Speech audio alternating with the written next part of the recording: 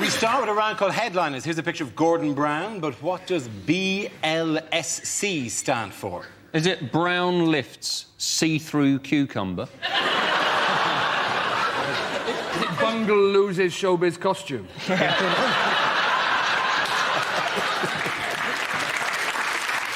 Is it Bonnie Langford sex change? Yeah. To be honest, what a world it would be if that's the answer. Yeah. More likely to vote for him if he was Bonnie Langford. Really? What an extra poster as well. Gordon Brown, because I used to be Bonnie Langford. If you don't vote for me, I'll scream and scream and scream. Has he just been asked to describe himself and he's gone, balls like swinging coconuts? Has he just been asked to describe himself and he's gone, bad leader, shocking chancellor? Yeah. We're having it tonight. Is it Brown levitates scared child? The one that's just out of shot. Has it got nothing to do with Gordon Brown? Is it Berlusconi's lover, 17? We all know you spell with a K here. Also, I love the idea that maybe you've just done that and there's a horse at home watching going... Yeah. Sugar cubes? Sugar cubes? Yeah. Oh, yeah. Is he screaming, bring laxatives, situation's critical?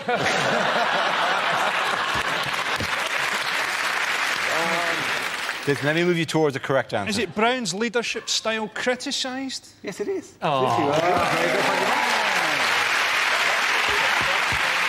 Yes, the answer I was looking for was Brown's leadership style criticised. This is the news that Gordon Brown has come under renewed criticism this week for his style of leadership. He was compared by one Labour MP to a mafia boss. In what way is he possibly like a mafia boss? Well, we know for one way he's not, is he? Because let's face it, if he said to the public, I'll make you an offer you can't refuse, everybody would still go, no. Is it a case of mistaken identity where somebody thought they woke up next to a horse's head, but what they'd actually done was just fallen asleep in a cabinet meeting next to Margaret Beckett? Caroline Flint basically got sacked by Brown and then said that the entire cabinet was really laddish. And you're like, what, Miliband and Alistair Darling? Watch out, we're going to Ayia Napa. He said that Brown was scary and had an intimidating side. Yeah. And you think, well, why doesn't he show that to anybody? Why doesn't he intimidate Al-Qaeda? Why doesn't he intimidate David Cameron? Why is it that the personality he chooses to present to the world is of an old woman's cushion that's been left out in the back garden for cats to piss on? Gordon Brown is so devoid of any life that if he was a cartoon character, this is the stage where they'd be drafting in a sidekick. Is anyone else sort of puzzled that Gordon Brown's nephew's in the cabinet and that he's a raccoon? To be honest, though, Frankie might have hit upon something genius there because... Really? Listen. Because the Labour Party basically need a new frontman. And the raccoon idea is good, but they should go for that little fella out of the Compare the Meerkat advert because he is possibly the most popular thing in the country. Yeah, he is. Imagine that. Simple, clicks his head, economy fixed. Meerkat. Why is he Russian? Why is the meerkat Russian? I've never understood that. Why is he dressed up in a stately home? These are questions. Never been made clear to me. You're making the mistake of imagining that we need something popular to defeat Gordon Brown. You know, you don't need a meerkat. Herpes would beat Gordon Brown. Let's be honest. You mean more as a psychic? I don't think herpes would make a good psychic, though. I'm Gordon Brown, and here's my psychic. Yeah, you can see it manifest itself in the corner of my mouth. They said, haven't they? They said he needs to tone down his dark side. Yes. They appear to have confused him with Darth Vader. But maybe they're right. Maybe it's going to turn out, in fact, David Cameron is, in fact, Gordon Brown's son. We broke it first. I'd love if that happened. Because Cameron, big fan of the show, by the way. I met Cameron during the week in BBC Radio 2, just in the corridor, and he went, hello, and I went, hello, and he went, oh, yeah, mock the week, very good. That Boyle chap. What did he mean by that, do you think? I don't know. We just kind of went, because we both like, I had nothing more to add. You sure it wasn't just on his hit list to MI5, that Boyle chap? Make it look like an accident. This was a criticism made by female Labour MPs, wasn't it? Because they're not been put in the new cabinet. Who wants to be put in Gordon Brown's cabinet? That's like being handed a set of pilot goggles by Emperor Hirohito.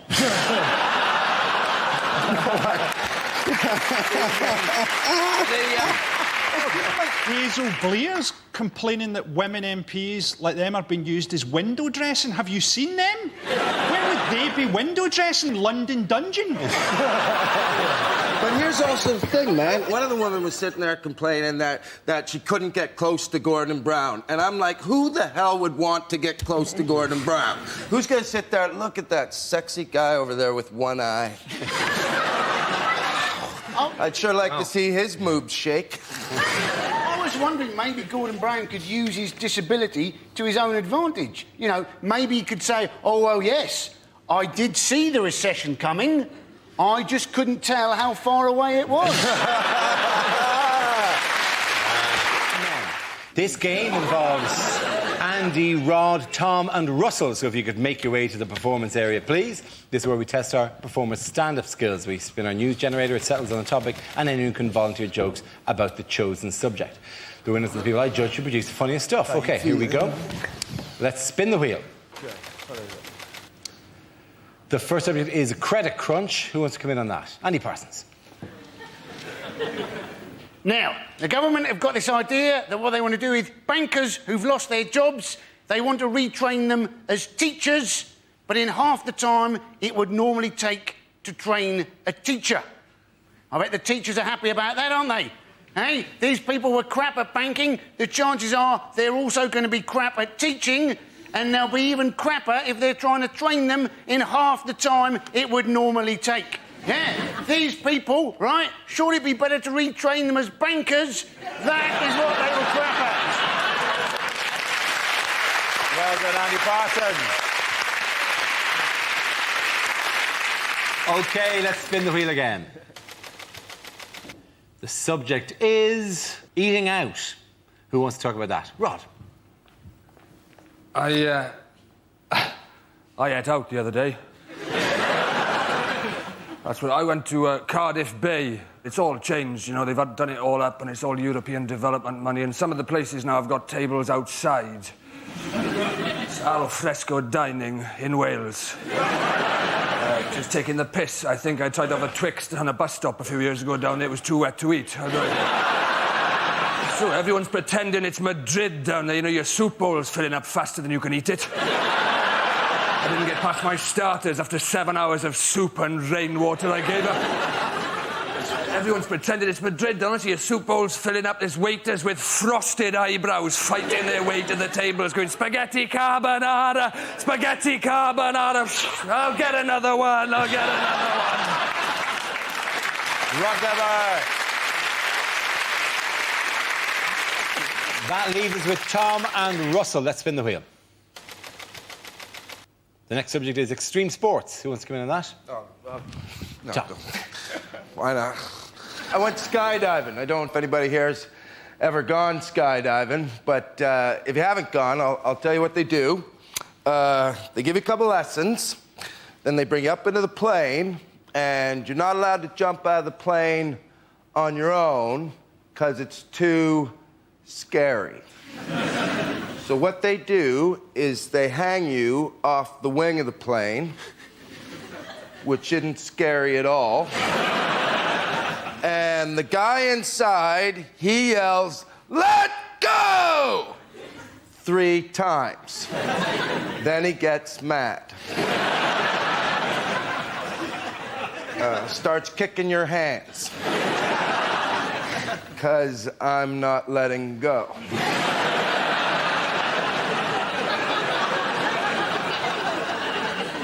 We all skydive different. I skydive with a big plane in my hand.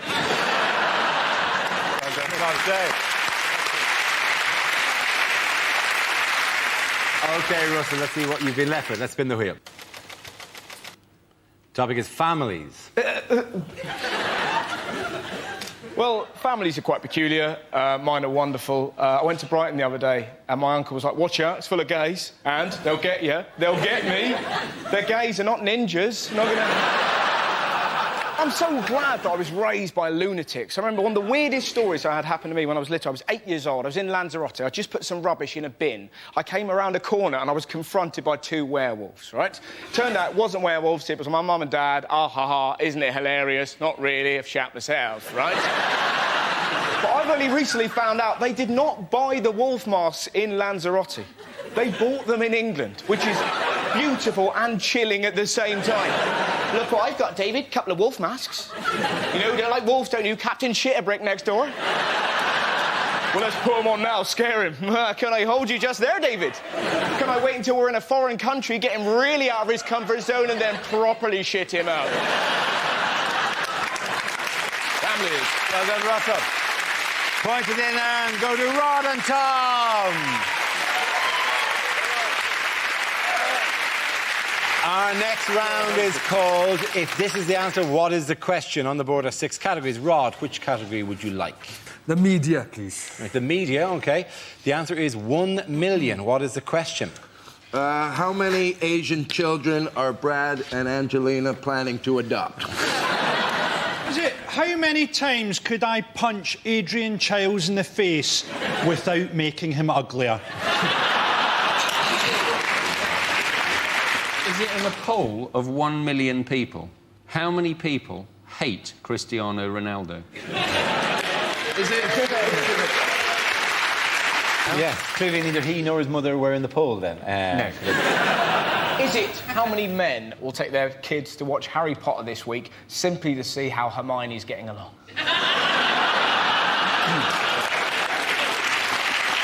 Is it, in 20 years' time, what will be the size of the black nation that Madonna rules? Is it? How many nectar points do you need to get a set of tumblers? How much of the money that Amy Winehouse made from the song Tried to Make Me Go to Rehab has she spent on rehab? Is it by what percentage would the situation in the Middle East be improved if we gave George Bush to the Taliban?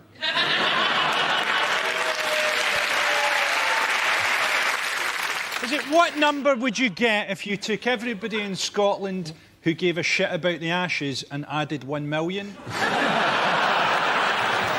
Is it the number... It's something to do with the phone tapping thing. It is something to do with the phone tapping, yeah. Is it the number of conversations of John Prescott's they had to listen to before they got one without the words party bucket in it? Oh, I know what it is. It's the amount of celebrities that were on a list that they were going to... Not 1 No, it's the million. number they How paid long a list? How long a list would that be? Hey, it's the amount the News of the World had to... That's paid out so far to people who have accused them of tapping their phone. Absolutely well done, Rod Gilbert. Absolutely spot on. Very good. We come to our final quickfire round called Scenes We'd Like to See. This is for everyone, so if you can make your way over to the performance area, please. I caught ideas for scenarios we'd love to see, and the performers come in with their suggestions. OK, here we go. The first subject is unlikely things to hear on a survival show. I was first taught to eat in the bush by a French girl I went out with at university. To get the fish, break the ice, jump the checkout, and run! Not only is this lake good for fish, but we can also put a body in it. Using excrement, mud and twigs, they've made primitive bedding here at the Premier Travel Lodge. I'm in the Congo. Let's settle this once and for all. Do you boys like umbungo?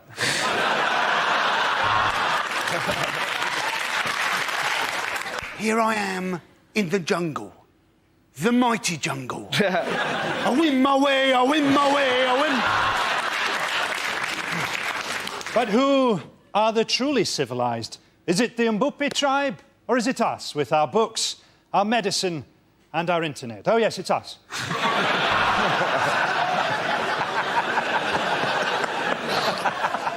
Of course, food is a scarce and valuable resource to these tribespeople. So I've just bagged myself 2 nights with this fella's wife for a Twix.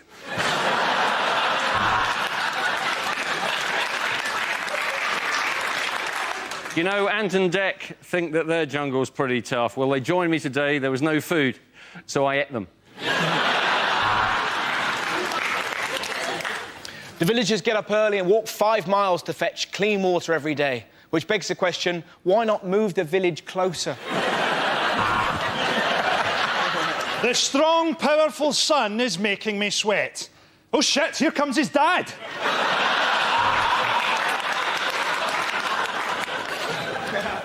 I've been living in these woods for 3 weeks now, but that's what happens if you're married to the Home Secretary and she catches you watching porn.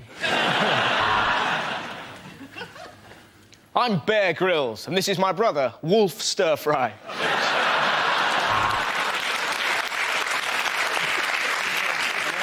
I've just achieved my life's ambition of climbing Everest with no food and no equipment. Now do you love me, Daddy? OK, the next topic is unlikely things to read on a packet. Ragu sauce. If you gave this to someone who is actually from Italy, they'd punch you in the face.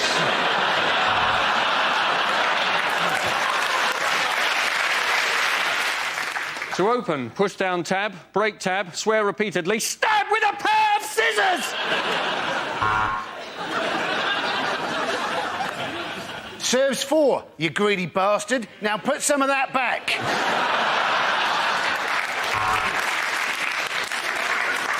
Viagra are proud sponsors of Andy Murray, for people who can only ever achieve a semi.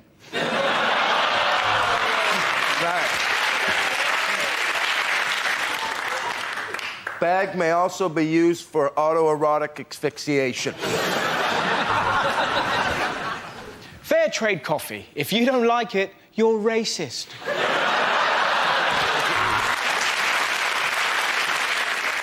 Sunny Delight counts towards your 5 a day as -2.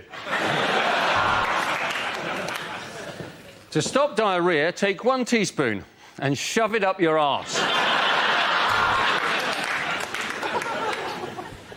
Adults and children over 12 years. Try not to get those two mixed up. Cup of soup. Just add soup. Best before date, Rohypnol. Serving suggestion. On a plate, you thick moron. We use only the very cheapest horse meat to make fuck it, it's just a cat. The end of that round, of course, go to Frankie, Hugh and Tom.